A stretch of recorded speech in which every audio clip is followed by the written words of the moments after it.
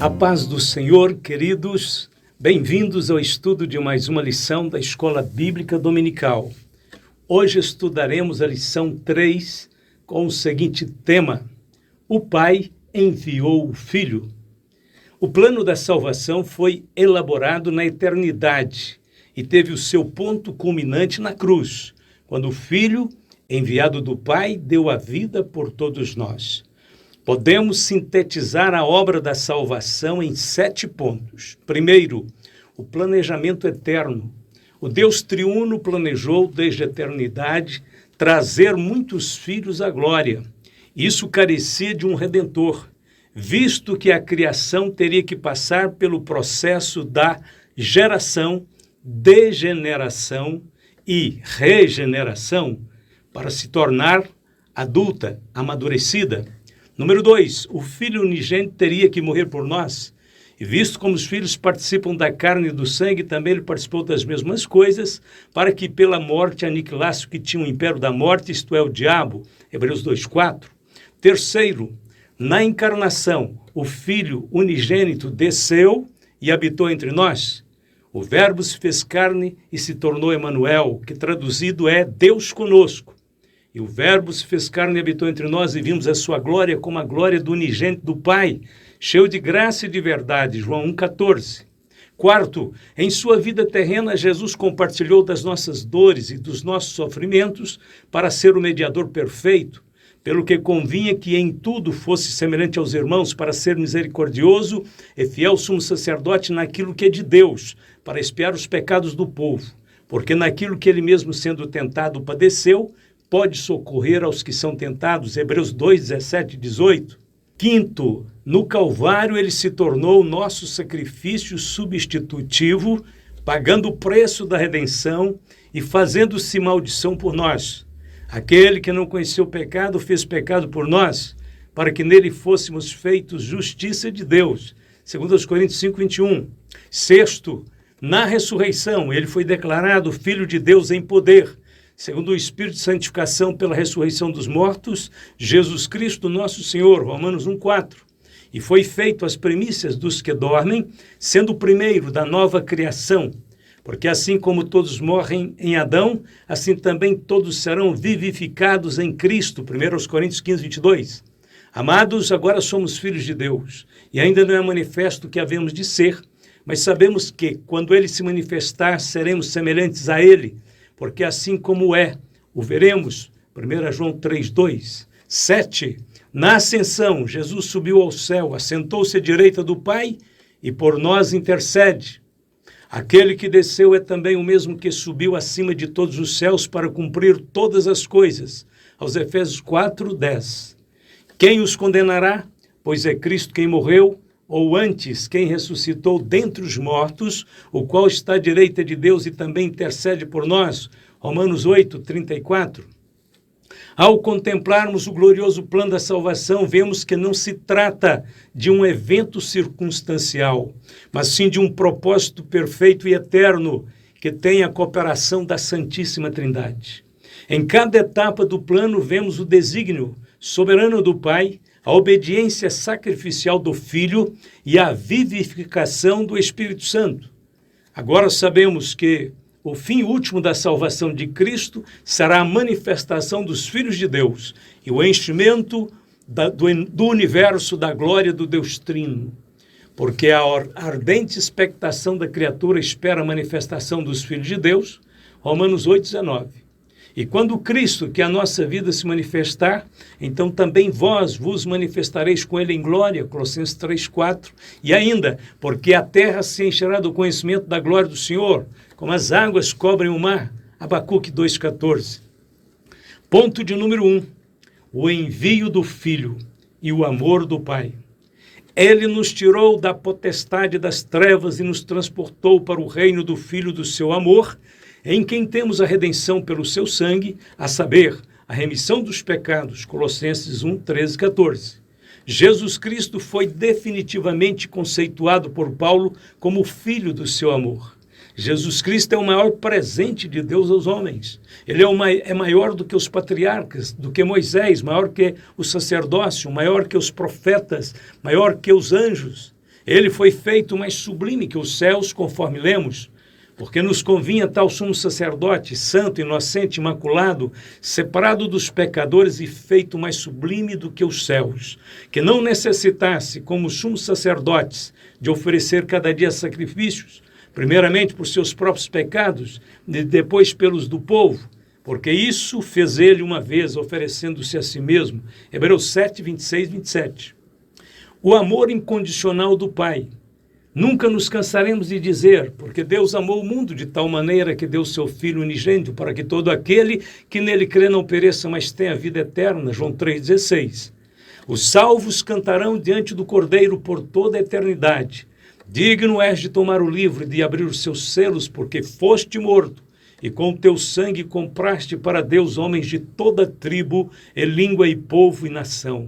E para o nosso Deus os fizestes reis e sacerdotes, e eles reinarão sobre a terra. Apocalipse 5, 9 e 10. O envio de Jesus Cristo é a mais elevada e gloriosa expressão do amor de Deus por um mundo perdido. O amor mencionado em João 3,16 é agapau, em grego. O seu significado é o amor sacrificial e incondicional, cuja eficácia e o poder não dependem nem da qualidade nem dos méritos do homem. Trata-se do amor que emana exclusivamente do caráter divino. Aquele que não ama não conhece a Deus, porque Deus é amor. 1 João 4,8. O amor do Pai não é reativo, mas ativo. Não é circunstancial, mas eterno. O pecado trouxe o caos e a ruína para a criação e para o homem, mas Deus aproveitou-se deste caos para transformá-lo na maior oportunidade de revelação e manifestação do seu perfeito amor. O negro pano de fundo do pecado ofereceu condições para que a resplandecente luz do amor de Deus brilhasse com maior intensidade. A semelhança do relâmpago que flameja através da escuridão do céu tempestuoso, obrigando-nos a vê-lo, assim, quando Deus imprimiu a cruz sobre a lousa tenebrosa do nosso pecado, até mesmo os olhos cegos tiveram que ver que isto era amor. O derramar do amor de Deus foi tão grande, tão forte, tão abundante, que a tal inspiração divina não pôde comunicar sua medida, e por isso o Espírito Santo deu-nos aquela expressão, de tal maneira, deixando-nos a tarefa de imaginar a sua grandeza, conforme a compreendemos mais e mais. A iniciativa soberana de Deus, como também nos elegeu nele antes da fundação do mundo, para que fôssemos santos e irrepreensíveis diante dele em amor, e nos predestinou para filhos de adoção por Jesus Cristo, para si mesmo, segundo o beneplácito de sua vontade, para louvor e glória da sua graça, pela qual nos fez agradáveis assim no amado, aos Efésios 1, de 4 a 6. O plano da salvação foi elaborado muito antes da queda acontecer. Fomos salvos e eleitos em Cristo antes da fundação do mundo. A Escritura confirma que o amor divino antecede a qualquer atitude humana. Nisto se manifestou o amor de Deus para conosco, que Deus enviou seu Filho unigênito ao mundo para que por ele vivamos. Nisto está o amor, não em que nós tenhamos amado a Deus, mas em que ele nos amou e enviou seu Filho para a propiciação pelos nossos pecados. 1 João 4, verso 9 e 10. A palavra propiciação usada por João significa o desvio da justa ira de Deus por meio de um sacrifício substitutivo e perfeito. Essa ação apazigua a ira divina, satisfaz a sua perfeita justiça e a sua absoluta santidade. O resultado da obra de Cristo na cruz é o perdão dos pecados e a reconciliação com Deus. Sendo plenamente divino e plenamente humano, Cristo pôde fazer as pazes entre Deus e o homem. E tudo isso provém de Deus, que nos reconciliou consigo mesmo por Jesus Cristo e nos deu o ministério da reconciliação. Isto é, Deus estava em Cristo reconciliando consigo o mundo, não lhes imputando os seus pecados, e pôs em nós a palavra da reconciliação. 1 Coríntios 4, 18 e 19. O envio do Filho e a Trindade, porque aquele que Deus enviou fala as palavras de Deus, pois não lhe dá Deus o Espírito por medida. João 3, 34.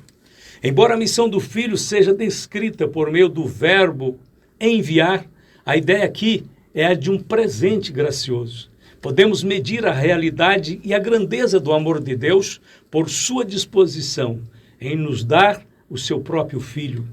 Deus nunca foi visto por alguém. O Filho unigênito que está no seio do Pai, este o fez conhecer, João 1,18. Jesus era um com o Pai desde a eternidade. Por várias vezes o Pai declarou que ele era o seu Filho amado. Em cada sacrifício do Velho Testamento havia um lembrete que pesava no coração do Pai.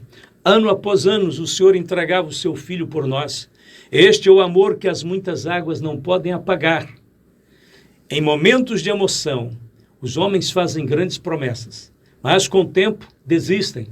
O fogo lento da antecipação é insuportável. Imagine se uma mãe fosse informada que daqui exatamente a 33 anos seu filho seria tragicamente assassinado. Qual seria a sua condição emocional a partir do conhecimento desta verdade? O tempo prova o inapagável, infindo e eterno amor de Deus. Há muito que o Senhor me apareceu dizendo: com amor eterno te amei, também com amável benignidade te atraí, Jeremias 31:3. Muitos pais entregam seus filhos às causas nobres e dignas.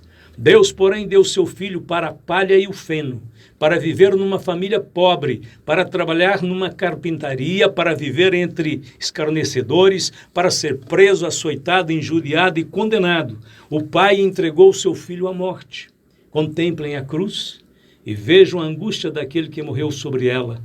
Vejam como o Pai o entregou até o ponto de esconder o seu rosto dele e agir como se não tivesse nada a ver com ele. Além de tudo, Deus deu o seu Filho para morrer pelos seus próprios inimigos. Mas Deus prova o seu amor para conosco em que Cristo morreu por nós, sendo nós ainda pecadores, Romanos 5:8. Na entrega deste dom, permanece a prova de que o Pai não nos negará jamais nenhum outro bem. Aquele que nem mesmo a seu próprio Filho poupou, antes o entregou por todos nós, como nos não dará também com ele todas as coisas? Romanos 8:32. Ponto de número 2. O Filho e a plenitude dos tempos. A preparação histórica e religiosa. O envio do Filho não foi um plano de última hora, mas sim um projeto elaborado antes da fundação do mundo, de acordo com a vontade e a sabedoria do Deus triuno. De acordo com o desígnio eterno de Deus, o plano da salvação deveria ser executado na plenitude dos tempos. Mas vindo à plenitude dos tempos, Deus enviou o seu Filho, nascido de mulher, nascido sob a lei, para remir os que estavam debaixo da lei, a fim de recebermos a adoção de filhos. Gálatas 4, versos 4 e 5. Historicamente, 3 povos contribuíram com a preparação deste tempo profético: os romanos, os gregos e os judeus. Os romanos contribuíram politicamente, estabelecendo a paz romana, abrindo estradas e rotas comerciais que seriam percorridas mais tarde pelos missionários cristãos. Os gregos contribuíram culturalmente. O idioma grego era falado em todo o mundo conhecido. O grego koiné, como língua universal, serviria para comunicar o evangelho a todos os povos daquela época sem maiores impedimentos. Os judeus contribuiriam religiosamente. Apesar da apostasia de Israel, a esperança da vinda do Messias continuava viva entre o povo. Isto sinalizava que Deus havia preparado o cenário para a encarnação de seu Filho. O Filho nascido sob a lei. A Bíblia diz: nascido de mulher, nascido sob a lei. Gálatas 4:4. A declaração nascido de mulher reafirma o fato de que Cristo assumiu a natureza humana sem pecado. Isso era absolutamente necessário para que Cristo fosse o nosso representante legal e o nosso substituto perfeito. Porque não temos um sumo sacerdote que não possa compadecer-se das nossas fraquezas, porém um que, como nós, em tudo foi tentado, mas sem pecado, aos Hebreus 4:15. A declaração nascido sob a lei significa que Jesus cumpriu todas as exigências da lei mosaica.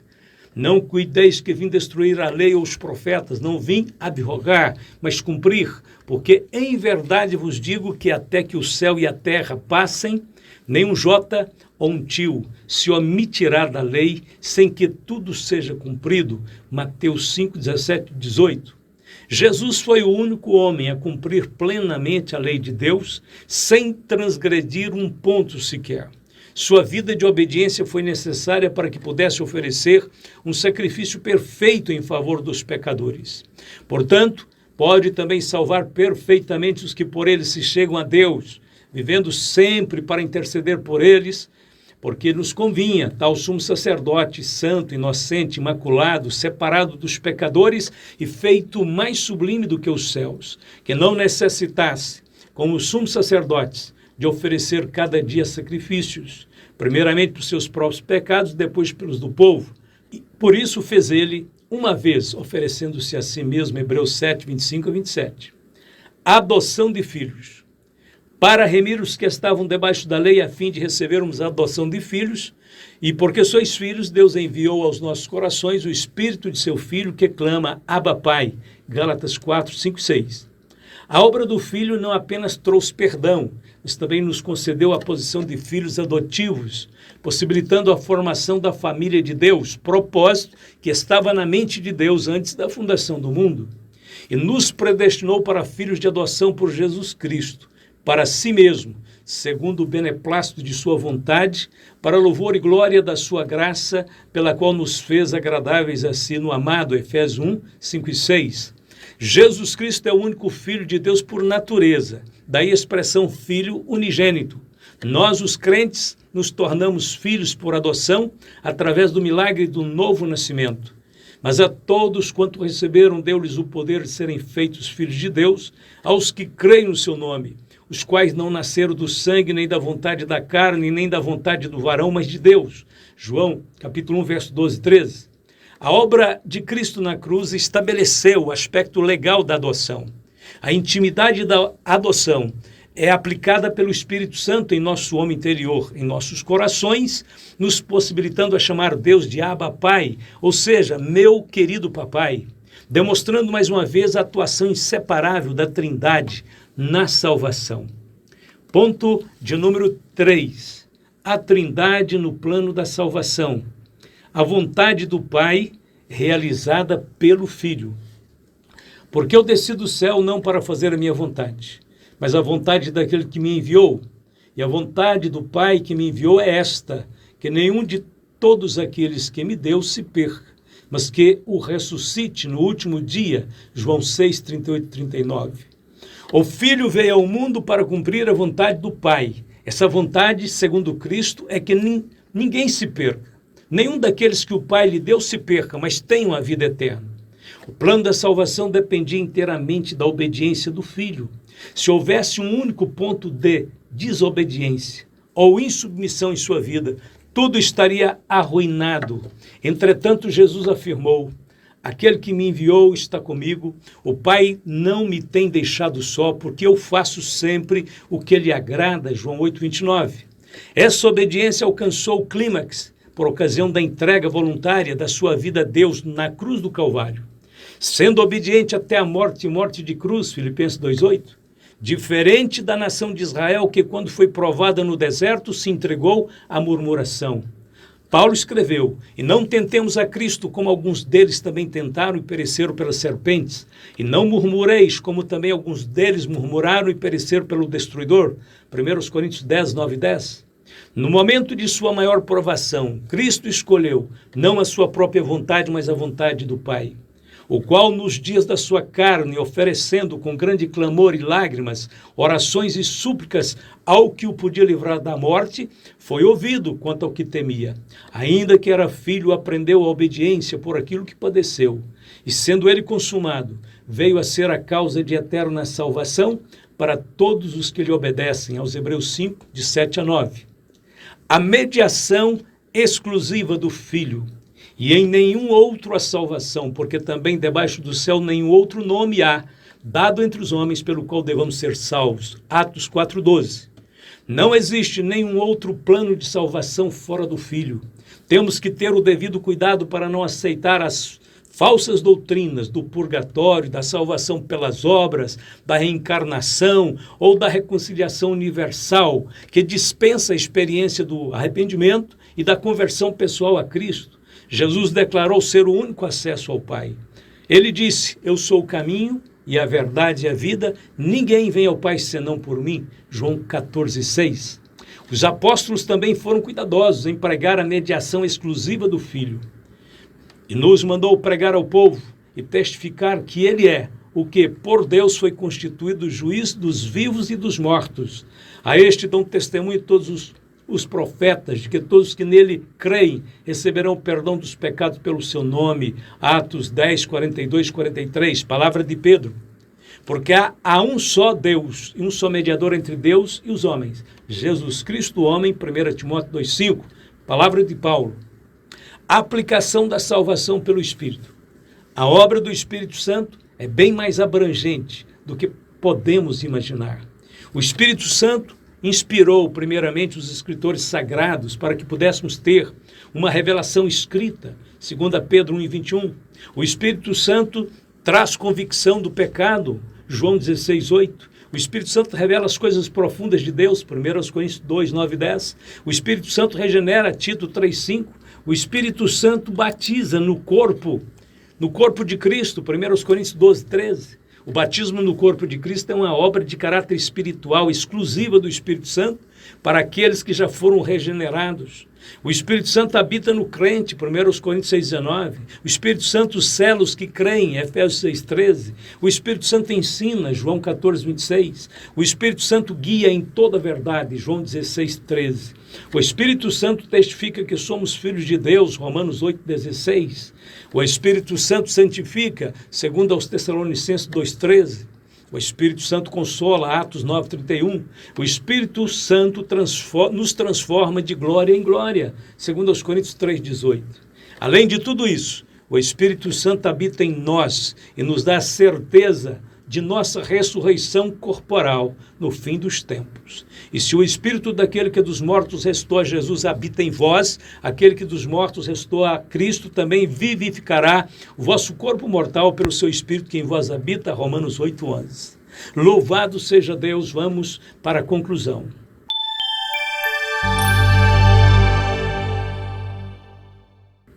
Em Romanos capítulo 8, temos o grande capítulo da salvação. Paulo começa com nenhuma condenação e termina com nenhuma separação. Ele começa com a justificação pela fé, no verso 1, e termina com a glorificação do corpo, no verso 39. O tema central do capítulo é a garantia da obra salvadora do Deus triuno. Paulo reitera o papel das três pessoas da Trindade no plano da salvação. Primeiro, ele fala da garantia que temos enraizada no amor do Pai. Que diremos, pois, estas coisas? Se Deus é por nós, quem será contra nós? Aquele que nem mesmo a seu próprio Filho poupou, antes o entregou por todos nós, como nos não dará também com ele todas as coisas? Romanos 8, 31, 32. Segundo, Paulo fala da segurança que se apoia na obra do Filho.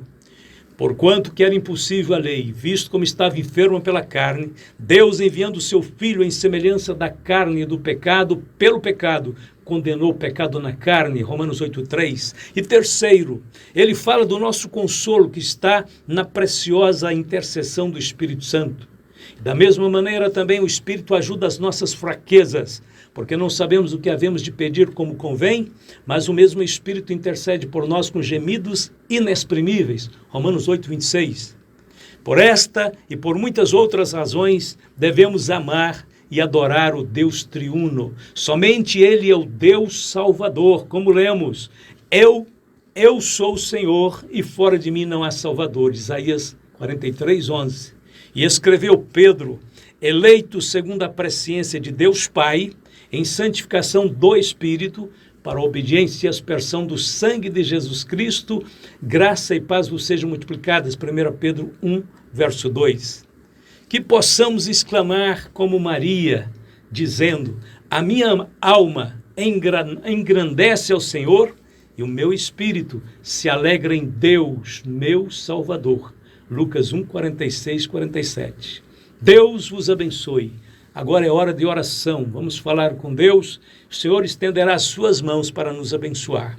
Onde você estiver, curve a sua cabeça. esteja pronto para receber a bênção de Deus na sua vida. Estarei orando por todos vós. Querido Deus, Pai de nosso Senhor Jesus Cristo, Deus da glória, em nome do Senhor, clamamos a Ti por todos os nossos queridos irmãos, todos os nossos amigos, todos os que ouviram a Tua palavra, para que agora, de uma forma sensível e poderosa, o Espírito do Senhor, que está ativamente trabalhando a favor da salvação dos homens, que Ele agora, o Santo Espírito de Deus, entre em ação para ungir, para tocar, para curar, para vivificar o corpo, a alma e o espírito, para levantar o pobre, o abatido do monturo, do esterco, para colocar o homem de pé, para dar esperança, para dar alegria e paz.